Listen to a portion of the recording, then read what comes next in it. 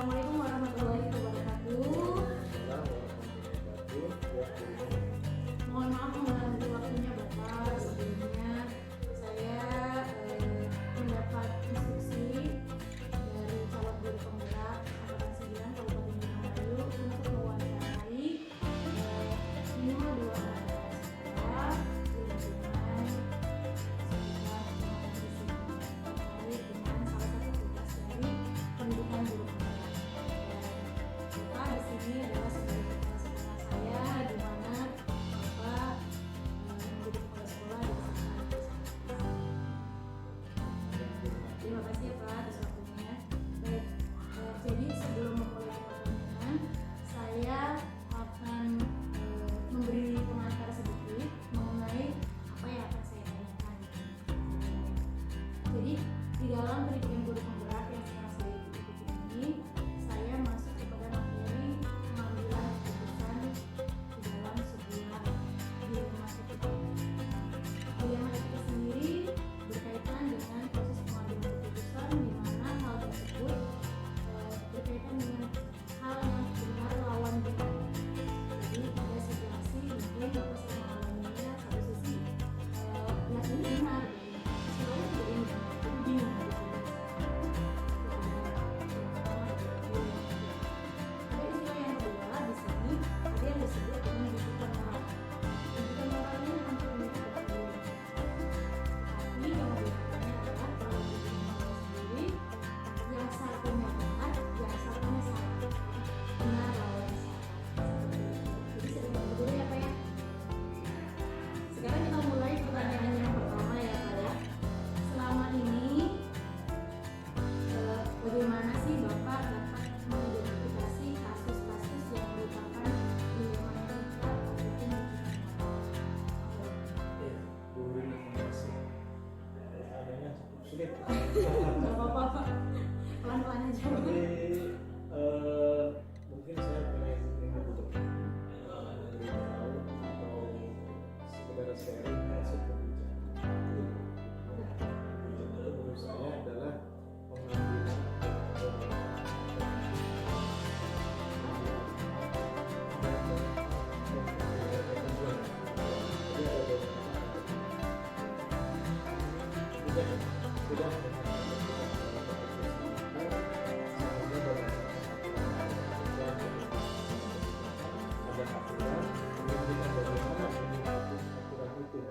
apakah harus letterlock seperti itu ataukah kita mengambil cara yang lain boleh dengan cara berputar tapi tetap tujuannya ke sana.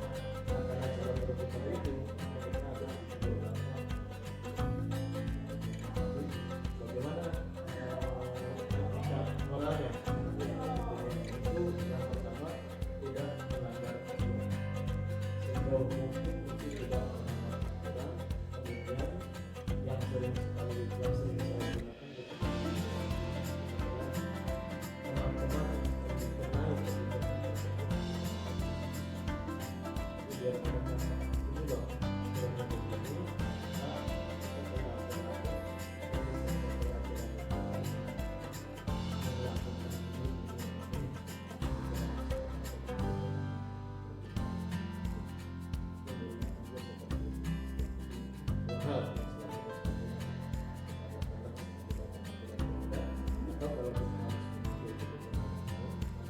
teman atau personal yang itu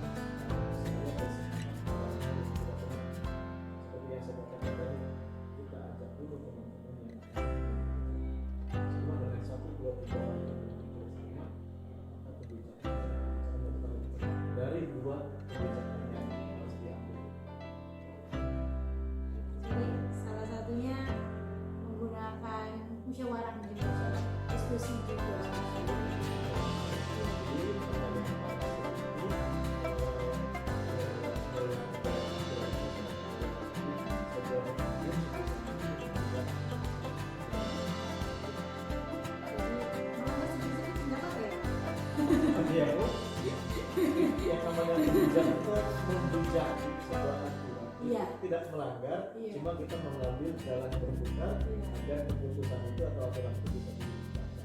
Iya. Jadi Baik. tidak semuanya kaku seperti aturan. Ada beberapa yang diambil.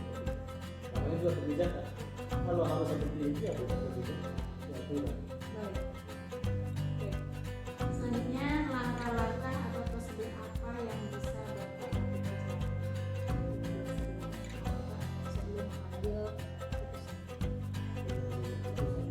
Atau kebijakan. keputusan kita?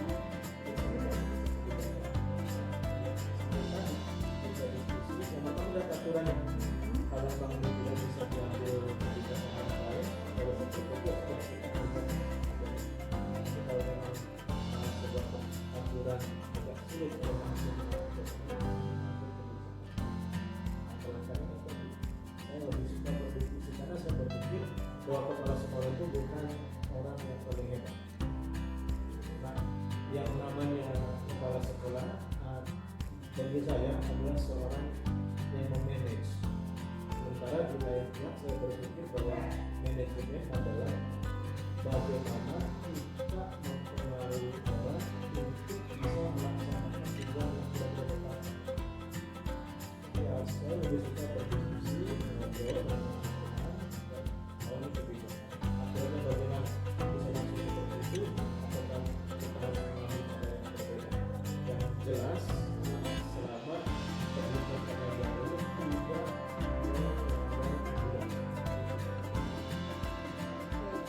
Jadi poin diskusi ini selalu muncul ya. Iya, betul. Ya, ternyata ya Pak ya. Baik, untuk selanjutnya hal-hal apa saja yang selama ini Bapak lakukan dalam mengambil keputusan pada kasus-kasus yang menjadi iya.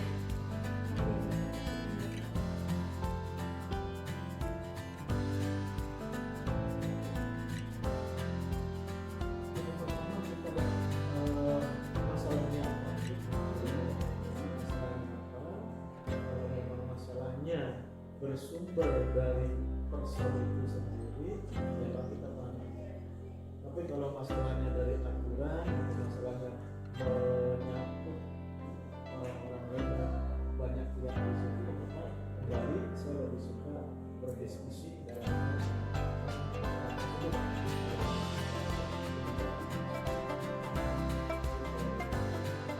Kadang ada pertimbangan-pertimbangan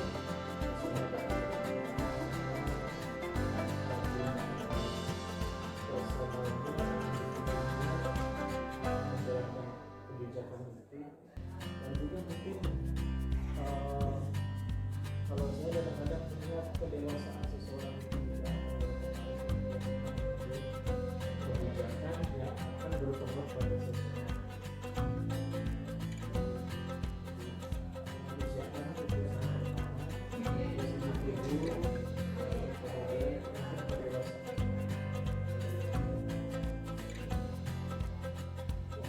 Ini selanjutnya ya Pak, hal-hal apa saja yang sekiranya selama ini menjadi tantangan dalam proses pengambilan keputusan dalam kasus-kasus Nah, tantangannya mungkin saya kadang begini, saya kalau orangnya lupa gitu ya, bahwa saya itu mengambil kebijakan atau berpengaruh pada orang lain. Saya kadang berpikirnya, oh ini kan masalahnya begini, bagi saya ini masalah mudah gitu. Tetapi tidak ketika saya aplikasikan atau saya ingin menjadi tanggung jawab orang lain. Itu maka yang menjadi kesulitan gitu ya, itu tantangan bagi saya jangan mengukurnya ke diri sendiri, tapi mengukur juga ke orang lain. Jadi biar kebijakan itu atau keputusan itu bisa dilaksanakan. Nah bagi saya mungkin wawasan, pendidikan, mungkin juga berumur berbeda. Bagi seseorang ini gampang, tapi ternyata bagi orang lain tidak segampang yang saya pikirkan. Ternyata harus mengukurnya jangan melulu ke badan sendiri. Betul. Selanjutnya, apakah Bapak memiliki sebuah jadwal tertentu dalam menyelesaikan sebuah kasus yang dimunculkan di dalam ini? Apakah ketika ada kasus tersebut Bapak ingin menyelesaikannya secara langsung di tempat, atau Bapak memiliki sebuah jadwal tertentu dalam menyelesaikannya? Bagi saya sangat tergantung. Apakah masalah yang harus diselesaikan nanti diselesaikan pada saat ataukah memang ini membutuhkan pemikiran yang lebih mendalam? Harus dilihat dulu apa sebabnya, bagaimana lalu pemencaraannya. Seperti dalam mencoret ada yang kuat gitu. Minimal ada training, organizing, activating, dan controlling. Jadi kadang-kadang latihan juga.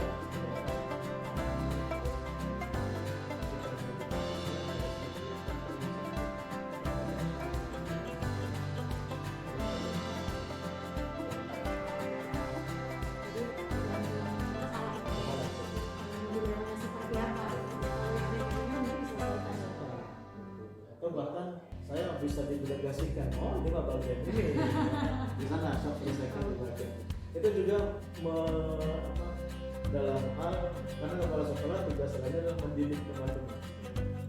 Jadi itu juga mendidik teman-teman untuk bisa menentukan keputusan, bisa berpikir kritis,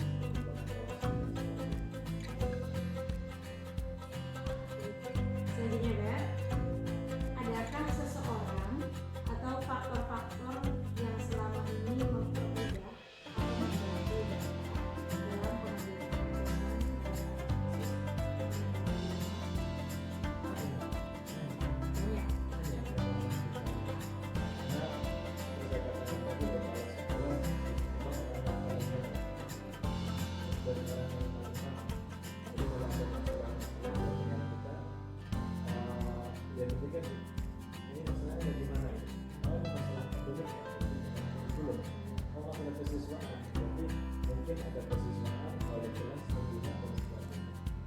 Bapak dalam pengambilan keputusan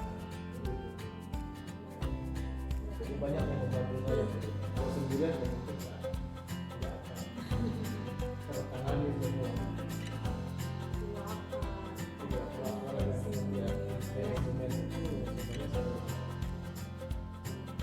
Yang lainnya Pak, dari semua hal yang disampaikan kira-kira ada nggak sih pembelajaran yang dari pengalaman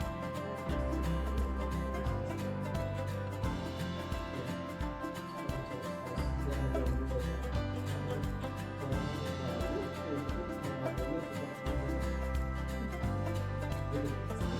boleh diceritakan? Ya, misalnya suatu saat saya ada kebijakan atau kebetulan biasa kebijakan karena kadang-kadang kebijakan paling satu itu juga yang paling tepat. Kita terlalu pikir ulang kebijakan. Begitu Pak. Ya, saya nggak pernah malu.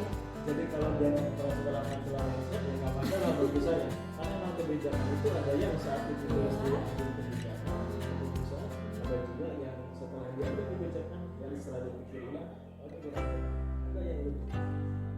Baik. Sebagai pimpinan atau sebagai kepala sekolah saya tidak malu untuk mengambil sebuah kebijakan. Baik. Iya, berarti saya juga banyak belajar ini dari jawaban-jawaban yang disampaikan Bapak tentang proses pengambilan keputusan, proses mengambil kebijakan. Ternyata memang yang namanya di lapangan itu tidak semudah dengan teori, tidak semudah dengan materi, Bapak ya. Jadi memang pengalaman itu yang bisa menuntun depannya seperti apa keputusan itu akan diambil. Terima kasih Bapak. Ada yang disampaikan lagi Pak? Ya saya hanya ingat begini, ketika saya kuliah manajemen ada sebuah buku yang ketika saya buka pertama itu kalimatnya karena kebijakannya bilang dalam buku itu adalah manajemen listen up. Manajemen adalah situasi dituliskan dalam keduanya art of persuading people into the common goal. Boleh dikirim Pak?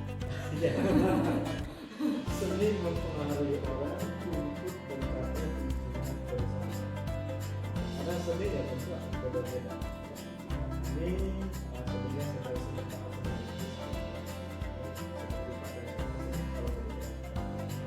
jadi harus banyak pertimbangan, banyak masukan data, informasi dan sebagainya, kita bisa menentukan kebijakan atau keputusan. Dan pemirsa, tidak ada kebijakan yang tepat, yang ada kebijakan yang berkelindahan. Ini saya ambil dari istilah bahasa Inggris. Pengucapan dalam bahasa Inggris tidak ada pengucapan yang paling benar. Pengucapan yang ada adalah pengucapan yang berkelindahan, yang berterima. Karena misalnya sebuah pengucapan, sebuah kata diucapkan oleh orang Amerika begini, orang Inggris begitu, ya sebagainya. Orang Australia beda lagi, orang Singapura beda lagi, orang Indonesia beda lagi. Tetapi di masyarakat itu bahasa seperti itu. Nah, itu seperti kata cinta, itu ya biasa ngomongnya cinta. Itu orang Inggris enggak, mereka lebih semangat cinta. Tapi diterima di Indonesia aja cinta, nggak masalah. Juga salah.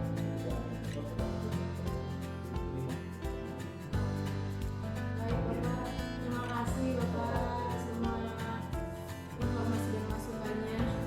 Semoga menjadi manfaat buat saya dan Bapak-bapaknya. Semoga sukses. Semoga sukses di CGP-nya, segera lulus dan segera ilmunya diimbaskan kepada siswa-siswa di sini. Ya Pak. Baik, terima kasih. Saya tutup. Akhiri, wassalamualaikum warahmatullahi wabarakatuh. Waalaikumsalam.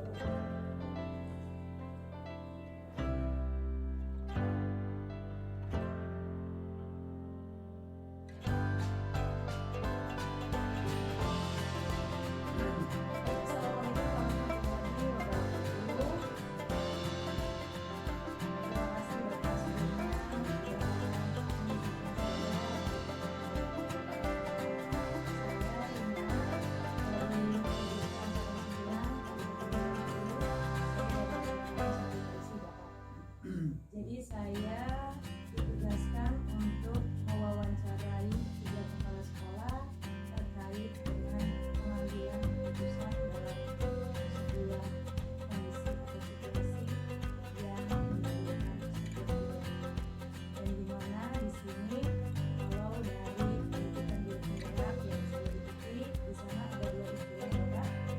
Yang pertama ada istilah dilema etika, di mana dilema etika ini berkaitan dengan proses pengambilan keputusan di mana dan di situ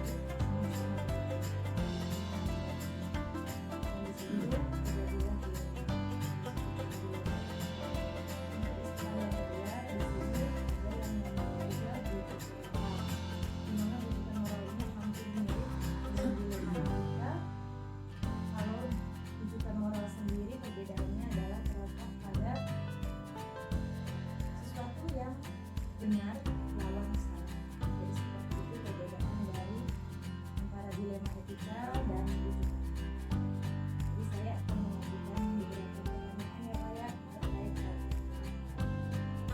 Jadi sebelumnya mohon maaf Bapak memperkenalkan diri.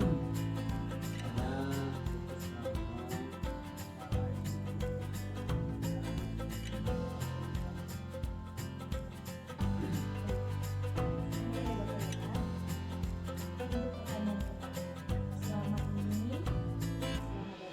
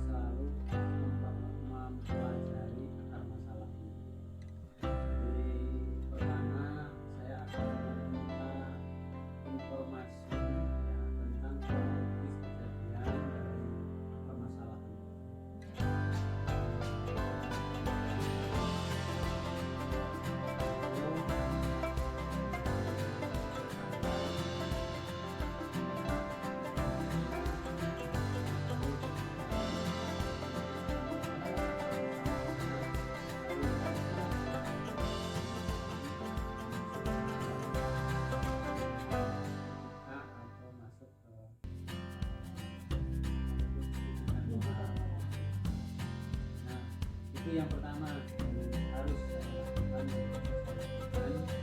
jika ingin mengetahui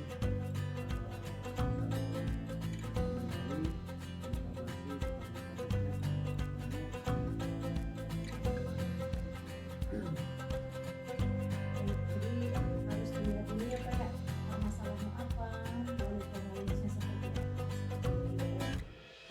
Baik, untuk selanjutnya yang kedua, selama ini bagaimana Bapak menjalankan pengambilan keputusan di sekolah, terutama untuk tadi pertama kan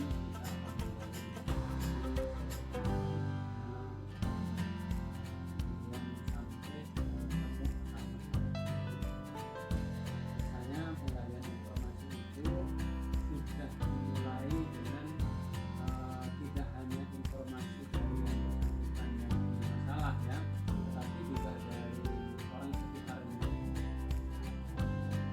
Nah, dalam hal ini ketika memang permasalahan itu menyangkut penting orang maka biasanya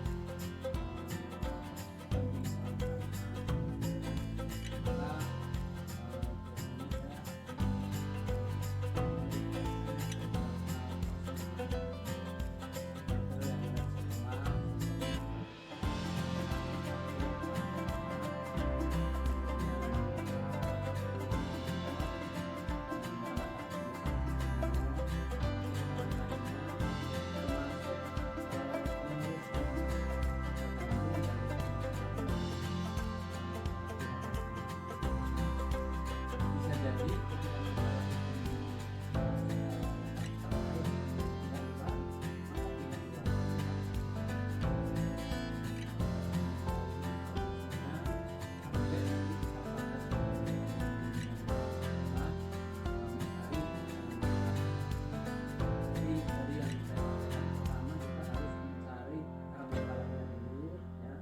sampai terang benderang apa yang memang menjadi akar masalahnya, lalu setelah itu nanti kita diskusikan alternatif yang akan kita jadikan sebagai solusi bersama dengan teman-teman. prosesnya ya Pak ya, Betul. di samping mencari tahu dan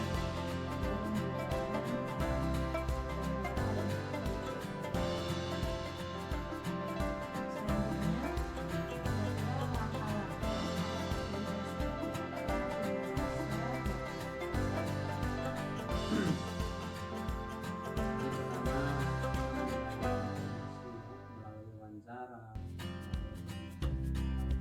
pendapat dari orang yang melakukan atau pelaku ya, kemudian sekitarnya baik yang mengetahui langsung maupun yang cerita, semua itu kita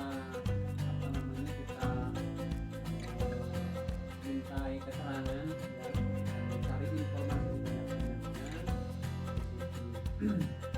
Mudah-mudahan dari situ nanti akan jelas jika diperlukan maka kita juga akan melihat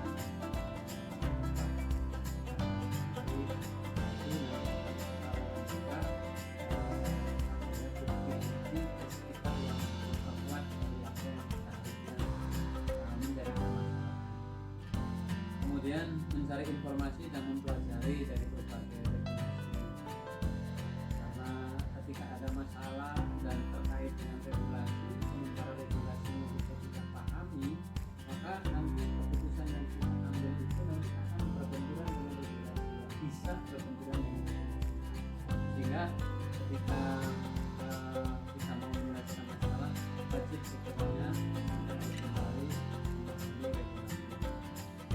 Selanjutnya setelah memahami akar masalah berdasarkan pertimbangan regulasi yang ada, maka mulai membuat beberapa alternatif solusi. Artinya bisa memberikan masukan untuk alternatif solusi. Kemudian tadi mendiskusikan dengan teman-teman untuk memilih satu solusi terbaik dari beberapa alternatif yang sudah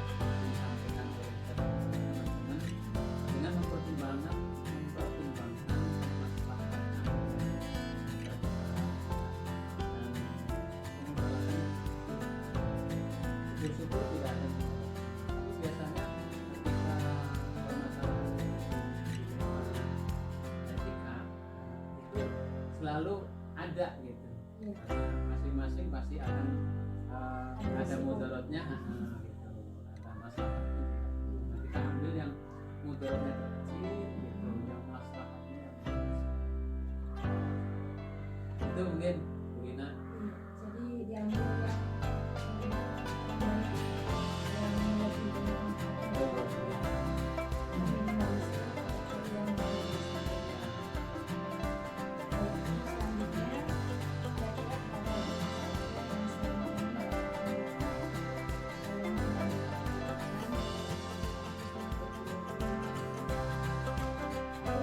Pertama Bu Rina ya, ini berdasarkan pengalaman itu hidayah Allah ini merupakan salah satu yang terpenting dalam menyelesaikan atau aktivitas dalam menyelesaikan masalah.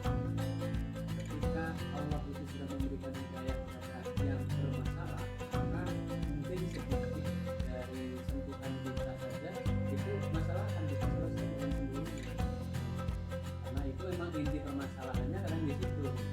Orang itu bermasalah itu kadang orang tidak mau mengerti orang lain. Ketika kita akan sedikit demi paham, Allah memberikan hidayah, mudah sekali gitu untuk selesailah masalah itu. Karena ya tadi sudah tidak bermasalah gitu, kita sudah memahami tentang kepentingan orang lain. Kemudian yang kedua, memahami akar masalahnya. Ini juga salah satu faktor yang saya anggap efektif dalam menyelesaikan. Ketika akar masalahnya itu benar-benar sesuai dengan apa yang disampaikan, ya, kita menerimanya juga sesuai dengan apa yang disampaikan, jika memang masalahnya di situ, maka kita memberikan solusinya positif. Kemudian yang ketiga, memahami posisi dan pengaruh personil dan kepentingan. Ini tidak kalah pentingnya ya.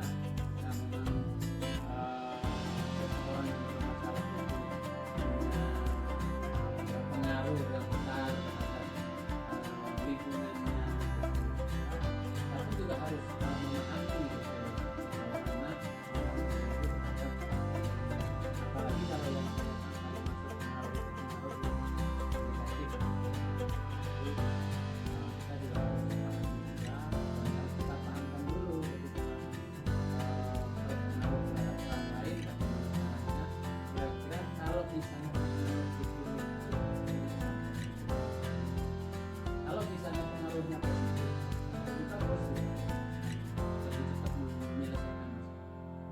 Kemudian yang keempat, memahami regulasi tadi ya terkait dengan masalah. Tadi sudah saya sampaikan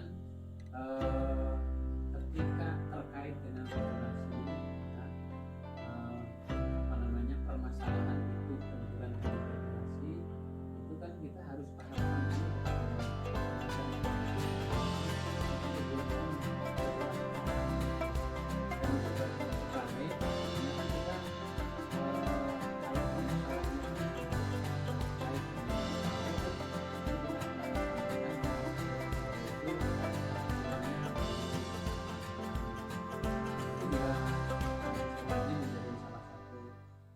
yang efektif. Meskipun pegawai itu layaknya memang sudah paham dengan regulasi yang ada. Kemudian yang kelima, teman yang diajak diskusi. Nah, ini juga menjadi salah satu faktor yang sangat efektif ketika kita ini di dalam sekolah itu memiliki teman-teman yang peduli, yang konsen terhadap masyarakat. Jika kita ajak ngobrol itu penuh konsentrasi, ya, itu juga menjadi termasuk pengalaman ya, pengalaman personil dari teman-teman yang kita ajak diskusi, itu juga menjadi salah satu faktor yang bisa lebih efektif. Itu memang ada banyak faktornya ya, banyak faktornya. Yang paling utama pertama dari hidayah ya. Iya. Hidayah Allah itu Iya, sudah betul. tidak ada yang mengalahkan ketika tanpa usaha kita pun kalau memang Allah itu memberikan hidayah kepada seseorang yang bermasalah langsung akan Baik. Selanjutnya ya Pak, hal-hal apa saja yang selama ini dianggap Bapak merupakan sebuah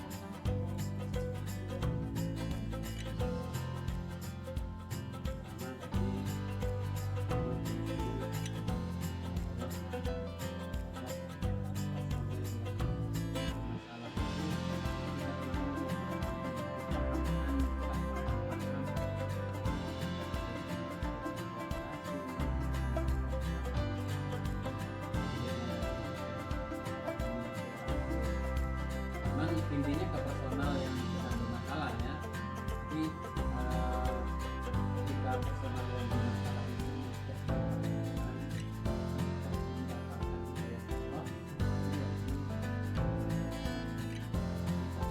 tantangan ya. Yang dari tantangan ya tadi ketika personilnya itu disebut di mungkin bahasa ininya mah bener kata sendiri. Nah itu yang sulit sekali ketika orang itu mempunyai karakter bener kata sendiri, tidak pernah mendengarkan orang lain meskipun orang lain bisa jadi lebih benar. Itu yang pertama. Kemudian yang kedua, ketika permasalahannya menyangkut pihak luar, kita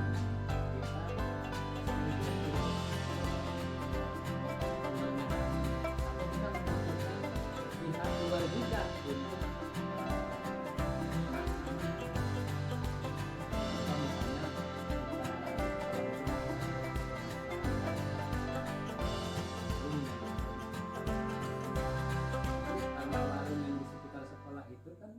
sebenarnya tidak ada hubungan yang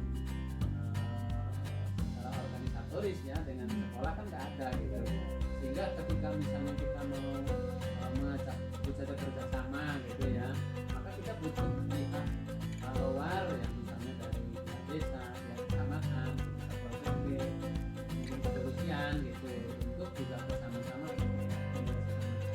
Nah itu apa namanya yang tantangan juga ya, karena menyambungkan beberapa instansi dengan masyarakat sekitar masalah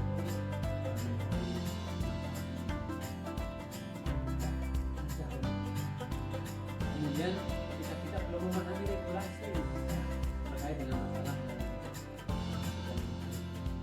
itu juga menjadi tantangan ya. Kadang-kadang bagi yang paham regulasi mungkin sesuatu itu akan menjadi mudah sekali kita selesaikan. Aturannya sudah seperti ini gitu, ini nggak bisa neko-neko gitu. Hanya regulasi juga tantangan ketika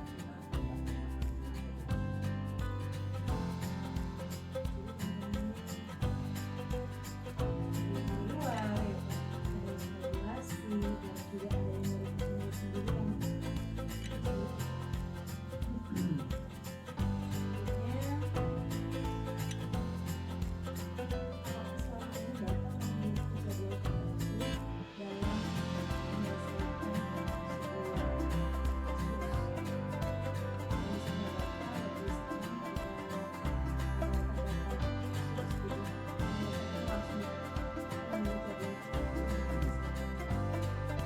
kalau untuk lokal itu sebenarnya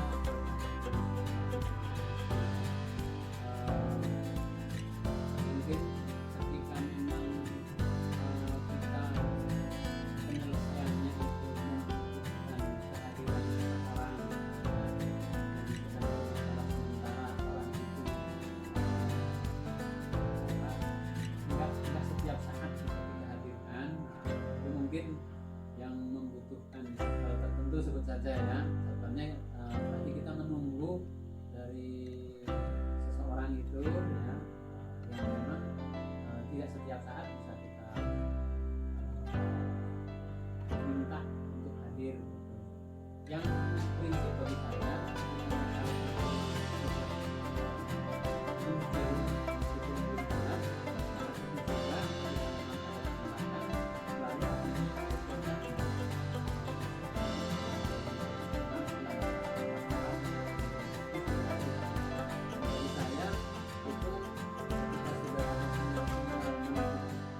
permasalahan, maka lebih cepat diselesaikan itu menjadi satu keputusan yang lebih baik. Jadi intinya ketika ditanya ada jadwal tertentu, ketika memang membutuhkan jadwal tertentu, baru kita akan jadwal tertentu itu tadi. Tapi ketika memang tidak perlu jadwal tertentu, karena memang personil yang kita undang itu ada semua, jadi kita selesaikan secepat mungkin. Ya, biasanya yang menjadi kita itu memang permasalahan yang terkait dengan orang lain dan banyak orang gitu ya, sehingga ketika belum diselesaikan masih menjadi perbincangan dan dia tidak akan selesai gitu. Sehingga lebih cepat diselesaikan.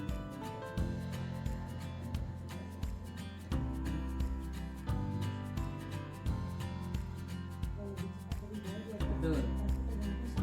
Situasi yang kalau memungkinkan ya. Selanjutnya, kira-kira adakah seseorang atau faktor-faktor yang selama ini mempengaruhi atau membantu dokter dalam mengambil Tadi yang pertama faktor yang mempermudah ya, itu masalah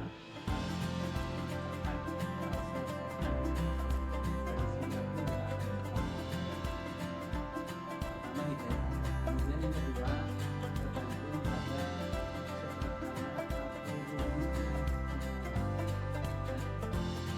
atau mudah dan sulitnya permasalahan. Masalah itu rumit, mungkin akan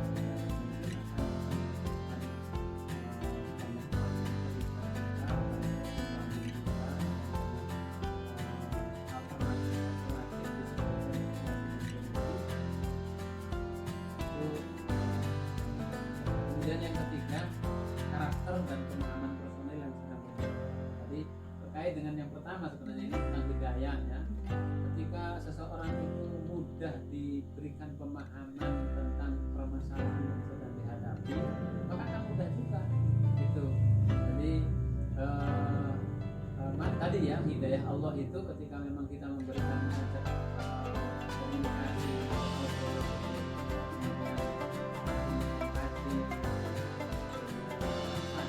oh iya ini yang saya lakukan ini ternyata membantu orang lain ya. Ketika kalau karakternya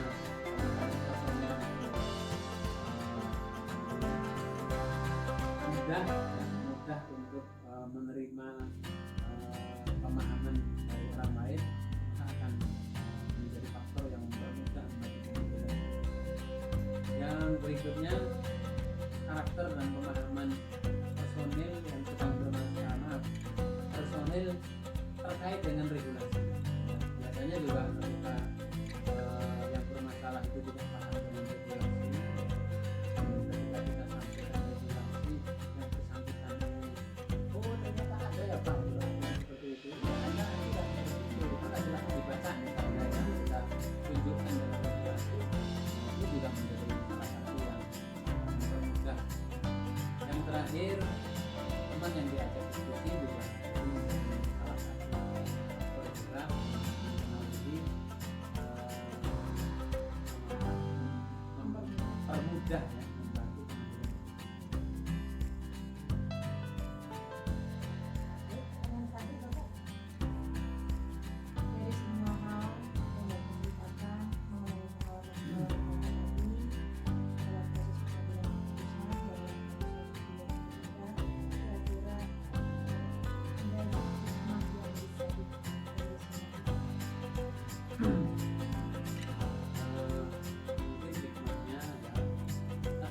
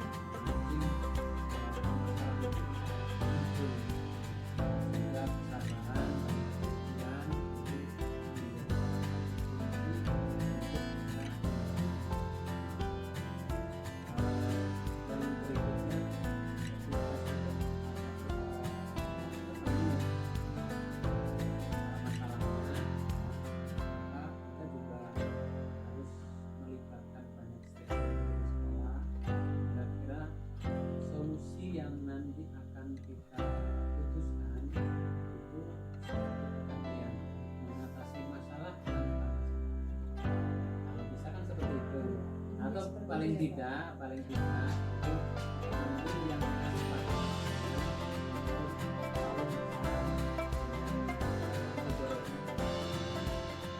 itu mungkin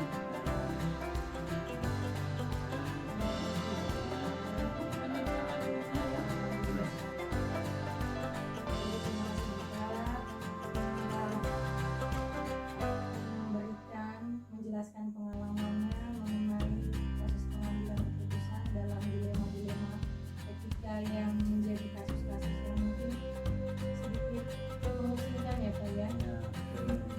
Semoga saya bisa banyak belajar dari Bapak dan terima kasih. Semoga kedepannya Bapak menjadi sukses lagi. Terima kasih. Saya akhiri. Assalamualaikum warahmatullahi wabarakatuh.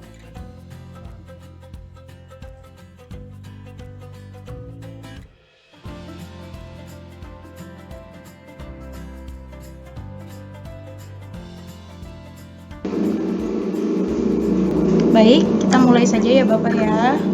Insyaallah. Assalamualaikum warahmatullahi wabarakatuh. Waalaikumsalam warahmatullahi wabarakatuh. Selamat pagi. Sebelumnya mohon izin Bapak, saya Rina dari calon guru penggerak angkatan 9 Kabupaten Indramayu. Untuk tugas kali ini saya diinstruksikan untuk mewawancarai 3 kepala sekolah terkait pengambilan keputusan dan dilema yang dihadapinya. Seperti itu Bapak. Jadi dalam situasi pengambilan keputusan ini, Bapak selaku kepala sekolah mungkin sering dihadapkan dengan dilema-dilema yang terjadi di suatu lingkungan atau di suatu kondisi ya Bapak ya. Insyaallah. Di mana dilema tersebut kalau di pendidikan guru penggerak bisa ada sebutan dilema etika Bapak. Jadi dilema etika tersebut berkaitan dengan pengambilan keputusan yang mana dua-duanya tersebut sama-sama benarnya. Dan di mana Bapak sebagai seorang kepala sekolah barangkali mengalami dilema seperti itu. Dan di sini juga ada yang disebut dengan bujukan moral. Jadi ada 2 istilah, yang pertama dilema etika dan yang kedua adalah bujukan moral. Kalau bujukan moral sendiri berbeda dengan dilema etika, yang mana kalau bujukan moral itu sesuatu yang berkaitan benar dan salah, seperti itu Bapak. Kalau dilema etika yang semuanya benar, kalau bujukan ada benar dan salah. Seperti itu ya Bapak ya. Baik. Saya mulai dari pertanyaan yang pertama, boleh Pak? Silakan. Baik, saya mulai. Selama Bapak menjadi kepala sekolah, bagaimana Bapak dapat mengidentifikasi kasus-kasus yang merupakan dilema etika atau bujukan moral? Monggo Bapak. Baik. Saya perkenalkan diri terlebih dahulu. Nama saya Haryono Srenzo. Sekarang ini menjabat sebagai Kepala SMK Negeri 1 Gantar dan PLT di SMK Negeri 1 Gabus Wetan. Seperti yang tadi disampaikan menyangkut identifikasi dilema etika ketika mengambil keputusan, tentu prinsip dasar ketika menjadi kepala sekolah adalah sesuatu yang benar. Kebenaran di mana yang harus kita perhatikan adalah sesuatu yang menjadi dasar hukum. Dasar hukum yang tertinggi buat saya ketika memimpin adalah tentu Al-Quran dan Al-Hadis. Yang berikutnya adalah menyangkut undang-undang, peraturan pemerintah, dan termasuk di dalamnya adalah peraturan daerah. Ketika itu tidak berbenturan dengan nilai-nilai yang tadi saya sampaikan, maka kita akan mencoba mengidentifikasi segala persoalan itu pada kondisi yang dimungkinkan paling bisa kita ambil sebagai keputusan dengan resiko yang rendah, tidak kemudian merugikan orang lain, juga termasuk di dalamnya adalah tidak merugikan lembaga pendidikan secara utuh. Itu yang menjadi persoalan. Dan kita akan mencoba menggali terlebih dahulu berdasarkan fakta-fakta di lapangan sebelum keputusan itu diambil. Baik itu kita lakukan konfirmasi terhadap yang bersangkutan, ataupun kita memintai keterangan-keterangan terlebih dahulu menyangkut apa-apa yang menjadi dasar-dasar bagi kami atau bagi saya untuk bisa memutuskan secara adil tanpa kemudian tadi merugikan kepada siapa yang akan kita putuskan dalam persoalan ini. Saya kira itu yang menjadi pokok, Ibu Rina. Iya, baik Bapak. Jadi saya dapat menangkap dari jawaban Bapak tadi, berarti prinsip kebenaran dan dasar hukum yang dipegang teguh oleh Bapak ya selama ini ya Pak ya? Insya Allah itu yang Iya. menjadi perhatian dan Iya. keharusan saya kira bagi semua kepala sekolah. Iya, di samping tadi juga Bapak sampaikan kalau Bapak meminimalisir resiko yang kiranya dapat merugikan orang banyak. Seperti itu ya Bapak? Insya Allah itu yang Ya. menjadi kepastian. Baik, untuk selanjutnya ya Pak, selama ini Bapak, bagaimana sih Bapak menjalankan proses pengambilan keputusan di sekolah Bapak, terutama untuk kasus-kasus di mana ada dua kepentingan yang sama-sama benar atau sama-sama mengandung nilai kebajikan? Baik, saya termasuk orang yang bukan menganut kepada cara memimpin yang otoriter. Tapi saya lebih mengupayakan berdemokrasi gitu ya. Jadi kepemimpinan yang demokrasi. Pemimpinan demokrasi ini adalah kepemimpinan di mana keputusan itu tidak serta-merta diambil secara pribadi oleh pimpinan, tetapi kita mengambil inisiatif untuk bermusyawarah, berkumpul, menyangkut apa yang kita bicarakan. Tadi menyangkut persoalan pengambilan keputusan ini adalah sesuatu yang mutlak penting dan tentu harus menjadi kehati-hatian bagi kami.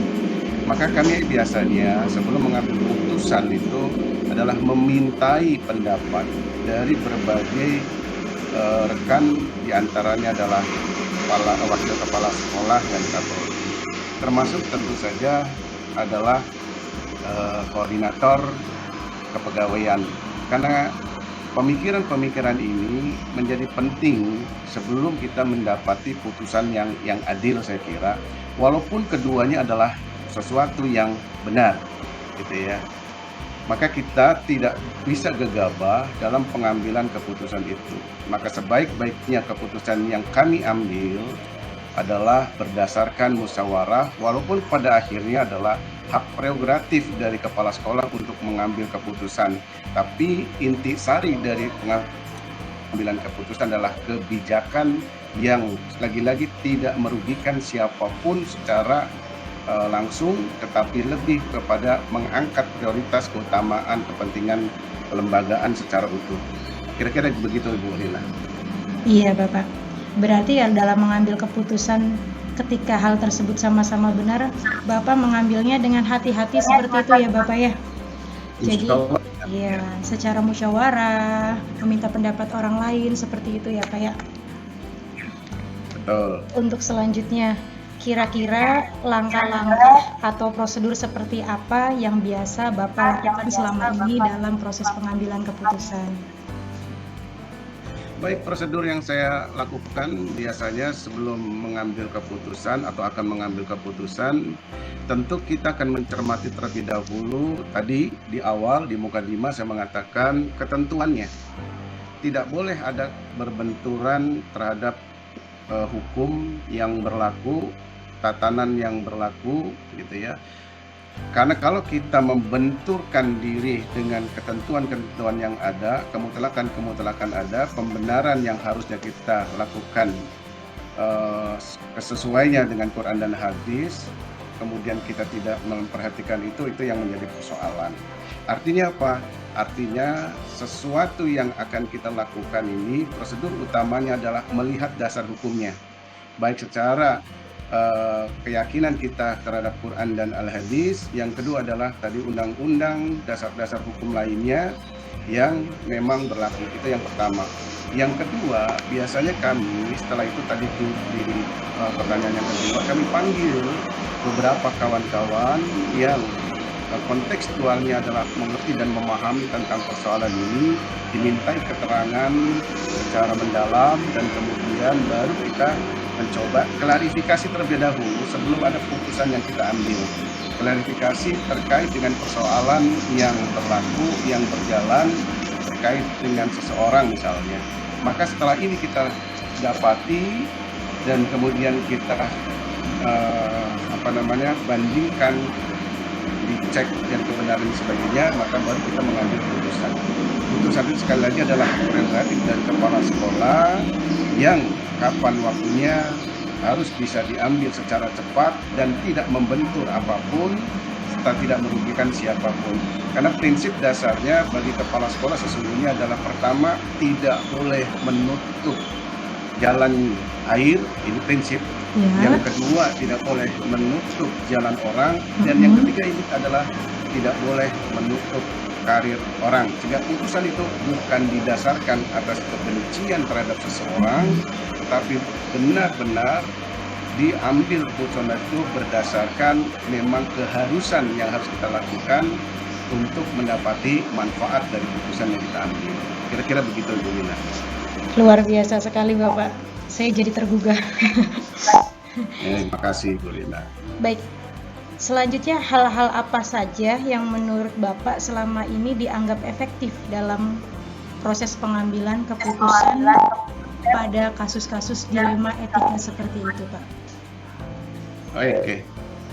Hal-hal yang paling efektif dalam pengambilan keputusan ini adalah adanya sinergi, saya kira, kerjasama, kemitraan yang dibangun.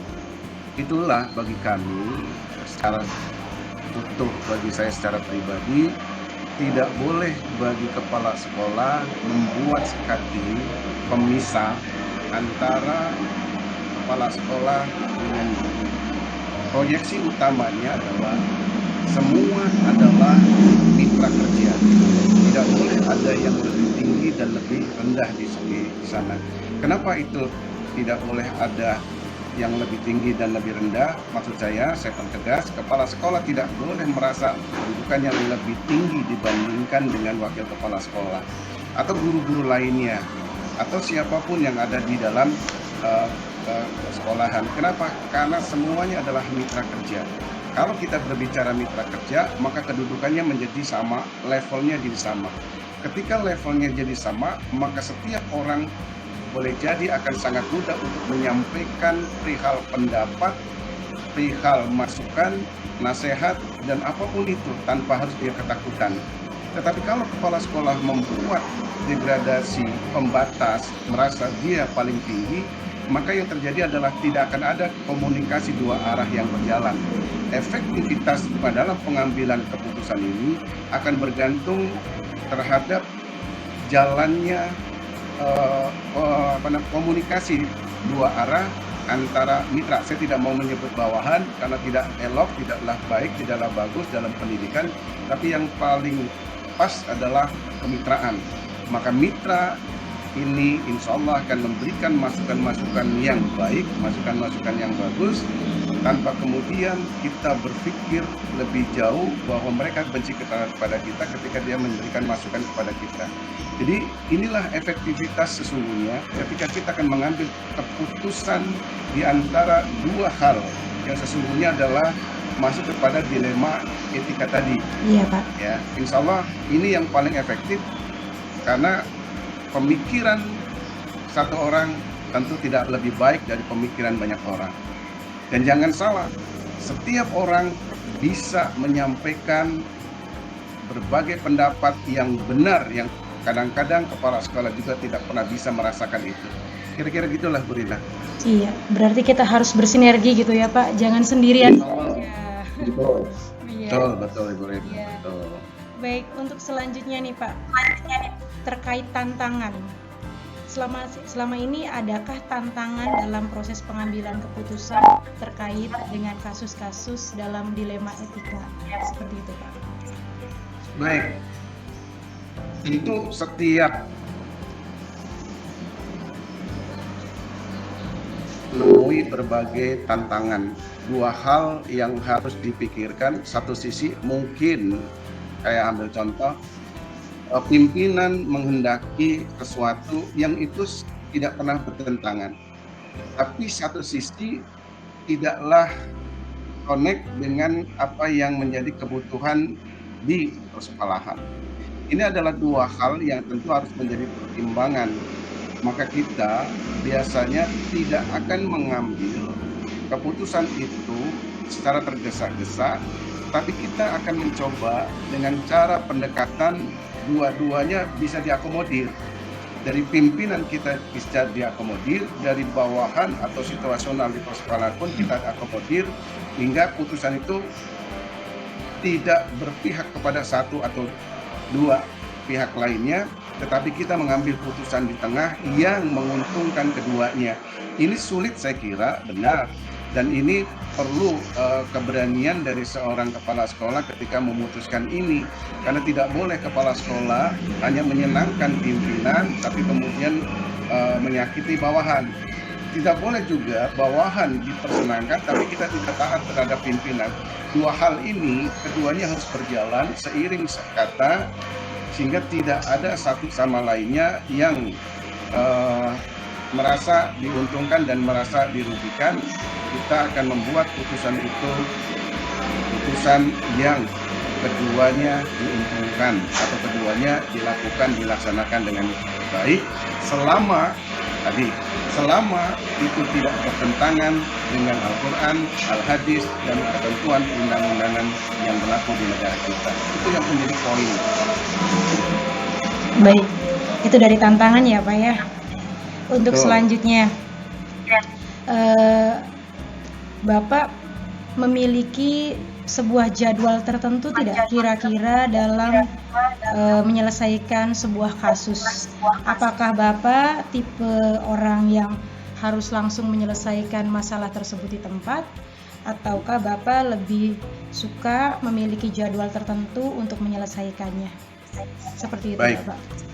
Baik, memang ada pembeda di mana kepala sekolah itu akan banyak menunggu ketika persoalan dia temui gitu ya, dan tidak menyangkut kepada kepentingan pribadi, maka kebiasaannya adalah menunggu yang begitu sangat lama ya. Tetapi prinsip ini adalah prinsip yang keliru, karena ini akan membahayakan stabilitas dari kelembagaannya. Soalan apapun, baik dia menyangkut kepada diri kepala sekolah, menyangkut kelembagaan, ataupun tidak sama sekali, gitu ya. Semua persoalan itu tidak boleh menunggu waktu yang sangat panjang.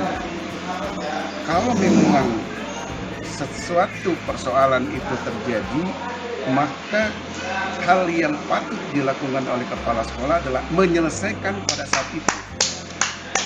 Tidak boleh berlama-lama, tidak boleh menunggu yang lainnya untuk menyebar terlebih dahulu kepada sisi-sisi yang lain. Tapi selesaikan hari itu juga dengan cara adalah mengidentifikasi semua persoalan-persoalan itu sesuai dengan sumber yang valid. Itu yang paling utama. Kemudian tadi kita mendengar banyak dari rekan-rekan kenapa konflik itu terjadi, gitu ya. Persoalan itu terjadi, maka hari itu kita duduk bersama, kemudian membicarakan secara baik dengan berbagai literatur ketentuan yang kita miliki, dan hari itu juga persoalan harus selesai tanpa waktu yang sangat panjang yang tadi disampaikan dalam pertanyaan itu. Tidak perlu.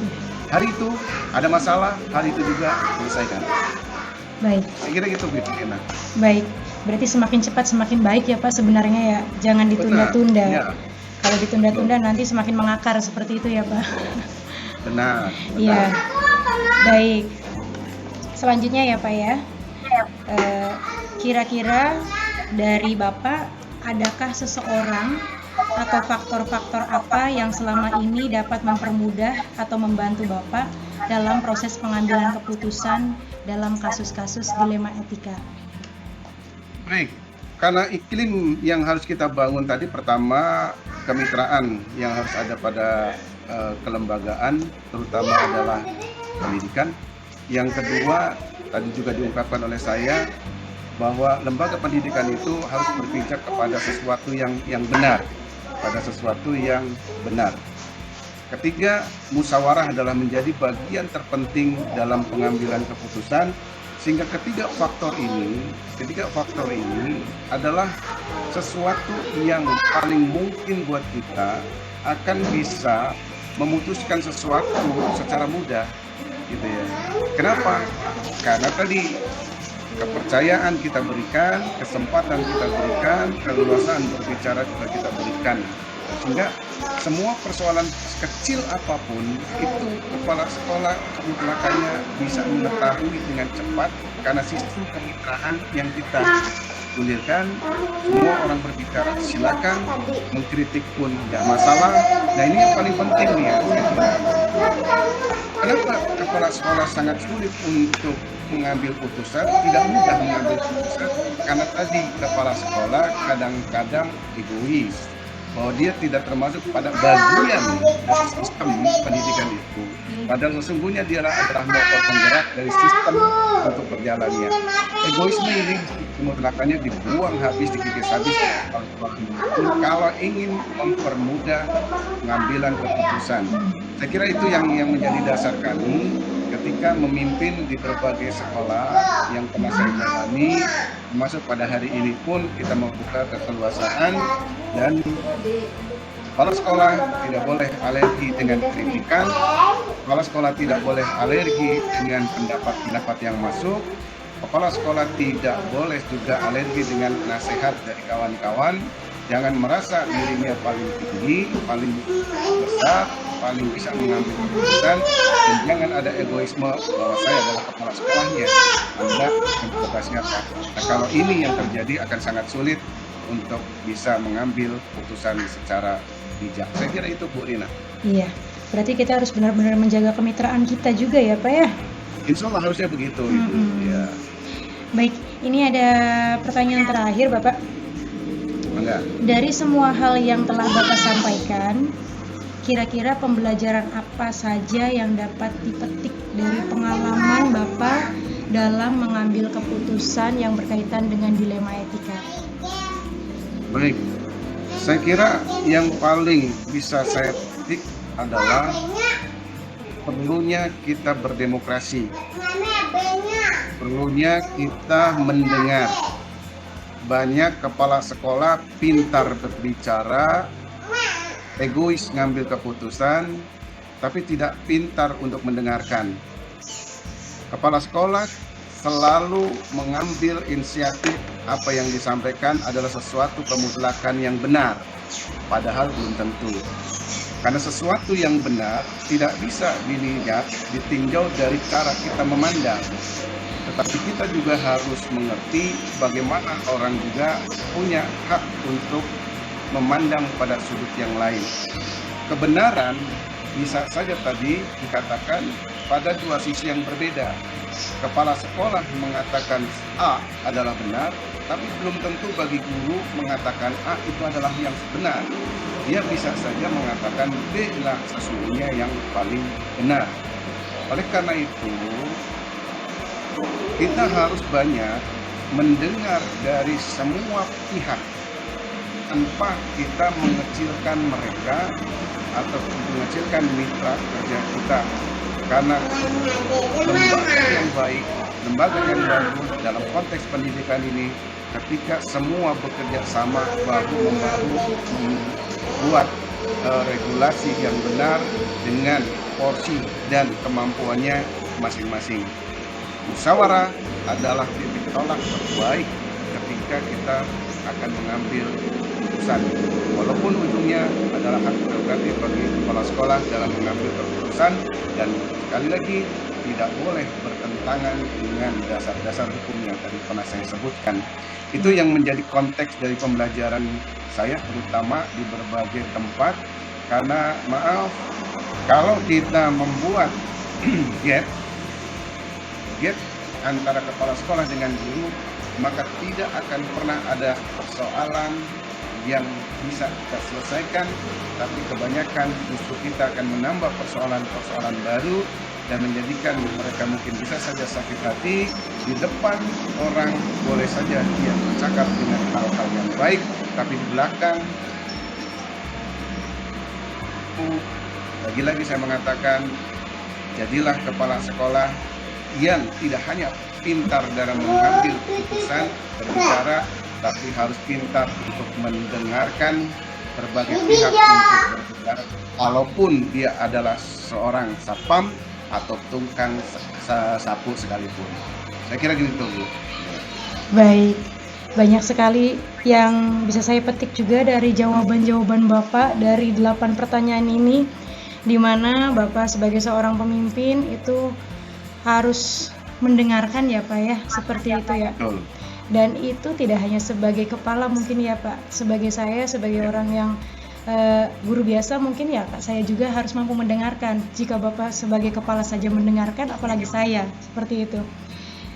Luar biasa sekali, banyak pengalaman. Izin, Bu Rina. Ya, gimana Pak? Saya ingin sedikit meluruskan, Ibu tadi mengatakan Iya. guru yang apa tadi? Guru biasa. Yang biasa gitu ya. Sebenarnya tidak ada perbedaan antara guru gitu ya, antara guru jadi guru biasa, guru super biasa dan seterusnya.